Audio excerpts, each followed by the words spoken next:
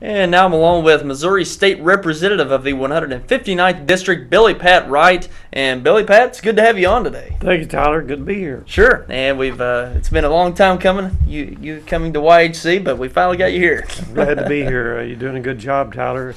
Ball games, everybody. I talk a lot of people tuning in to your station, and I do too. And I'm really glad to see you're now in charge. I talked to Bill yesterday at the Capitol, the day before.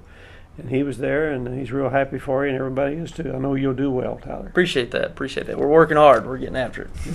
Thank you for this opportunity, Tyler. Sure, and it's good to have you on. And you've been in the news here of late. You've actually announced you're going to run for state senate coming up in 2012, and that's presently Rob Mayer's seat. Correct. Right here in Southeast Missouri. So talk a little bit about that.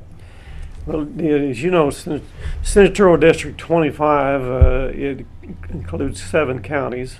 And goes all the way over to Ripley and south, all the way into Pembscott. Down through there, there's the redistricting coming up. We're not sure where that line is going to be yet. They're worked on a congressional District 8 redistricting. We have a map of that now. But the senatorial districts and state rep seats will be drawn later. We're not for sure if it'll shift either direction.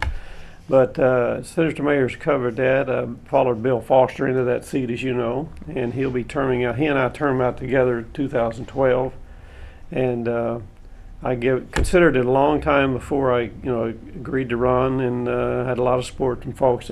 Really made me feel good, and I wouldn't run unless I thought I had good support. And I'm sure all the others feel the same way. They wouldn't be in the race. But, as now I think we got about 4 in the race. And I hear maybe another one or two joining in. But I told him, I said, well, I told Senator Mayer, we were chatting about it, I said, they need to check the salary of this. He said, that might drop some of them out. All right. Well, tell us what's been going on up at the Capitol. I know it's a busy time this session and a lot of things going on. Has been, Tyler. We've went through, of course, numerous bills now coming out of committee. Major bills we've got to get completed are the budget bills, and we went through House Bill 1 through 13 this week. Includes the budgeting, and we've got those completed, and then we'll be, of course, agreed over to the Senate, see how they agree with it, and their budgeting stand, and then occasionally, in the end, if you don't all agree, it ends up in conferencing, but pretty much you have the governor's recommendations, and we went through appropriations, which I think I serve on. I've served on this my 7th year.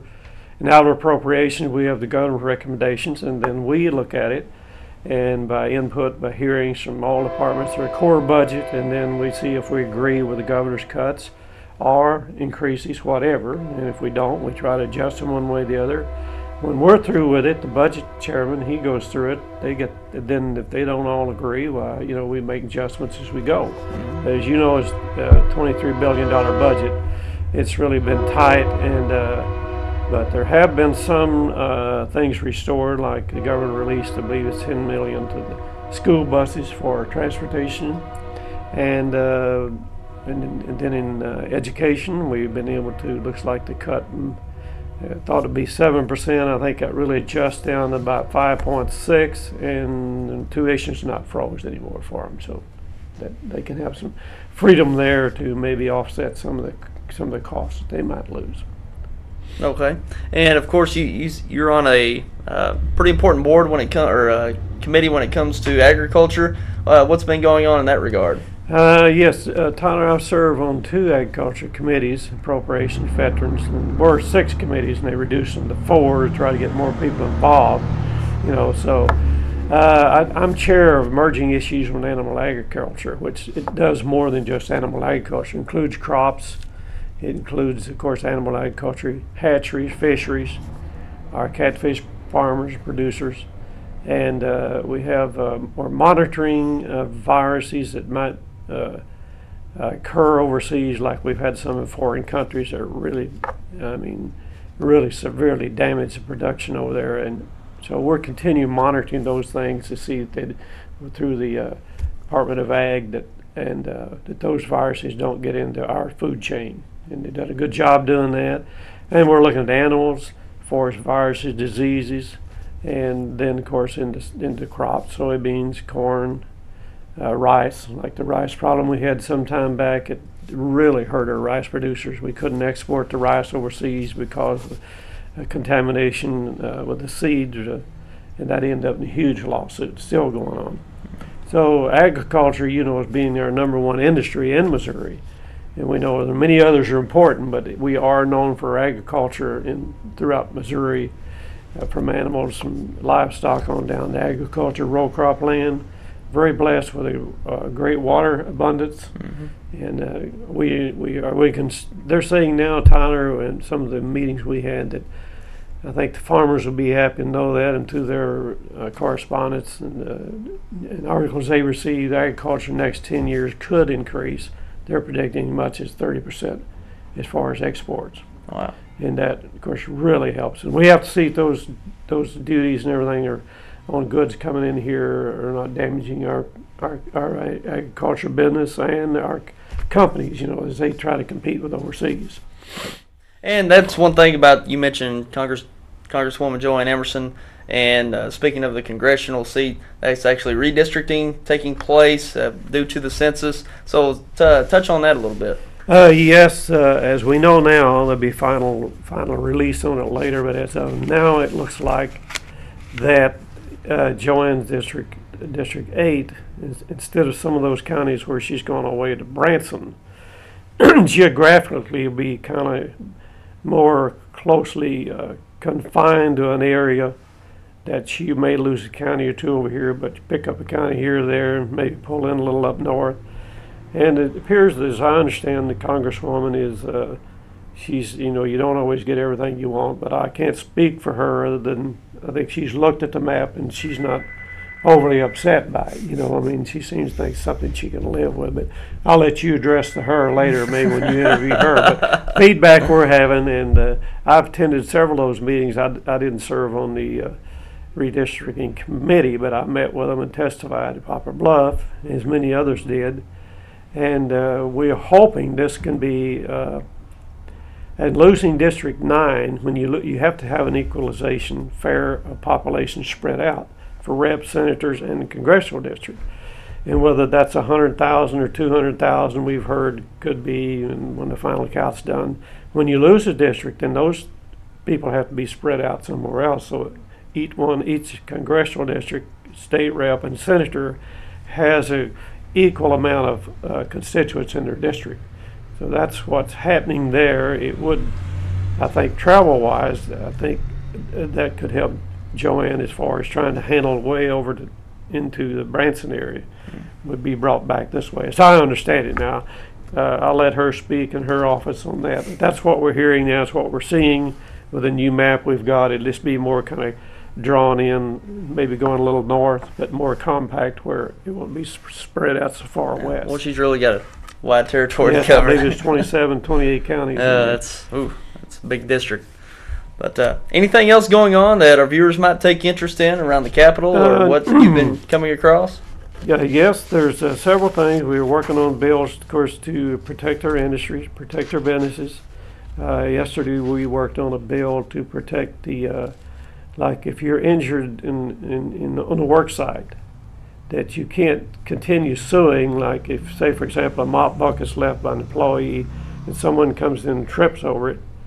The way it stands now, they're trying to be able to sue the company, they sue the person who was in violation of the Safety Act or whatever, leaving the bucket out there where it could cause injury, and they want to stop that the lawsuit would, if he might be a contractor, and not an employee of the company, because that's what they're trying to address. The way the new lawsuit was involved, it was kind of loosely defined. It could sue more than one person there, so trying to confine it to the actual damages, and not trying to sue him, the employee, and the contractor.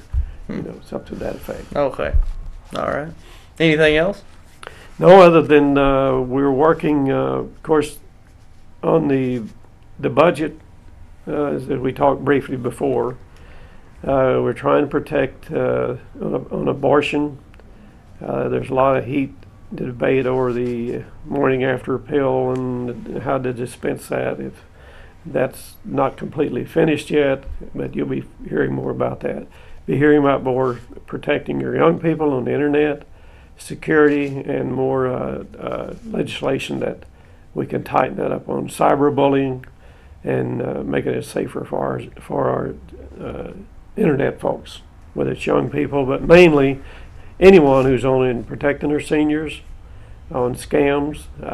We're addressing that at the Attorney General's office. A lot of those things are being handled.